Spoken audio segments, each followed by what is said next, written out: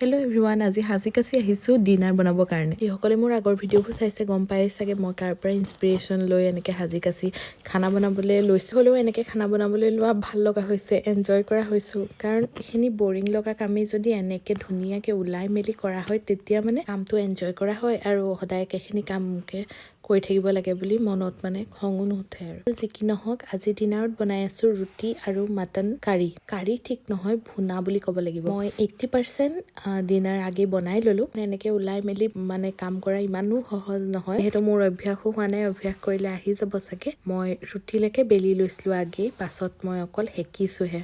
মাংসখিনি মই আগে কুকাৰতে বনাই দিলোঁ। জমনি নহয়, মই মানে মাটন আনিবলৈ যাওঁতে মই কি খানা বনাব নাজানো বুলিয়ে ভাবিলে নে কি নাজানো, মুঠতে মোক কৈ পঠিয়াইছে আপুনি আকৌ মাংস বোলে কুকাৰত সিজাব, আকৌ নহ'লে নিসিজিব বোলে। আৰু তেওঁক নক'লোঁ আৰু মই খানা বনাবলৈ জানোৱেই বুলি। 1000 টকীয়া গেছৰ যুগত মই যদি মাংস কেৰাহীত বনাওঁ তেনেহ'লে মোক বুৰ্বকৰ এৱাৰ্ডটো কোনোবাই দি দিব। আৰু এইফালে এয়া মাংস ৰেডি হৈ গ'ল।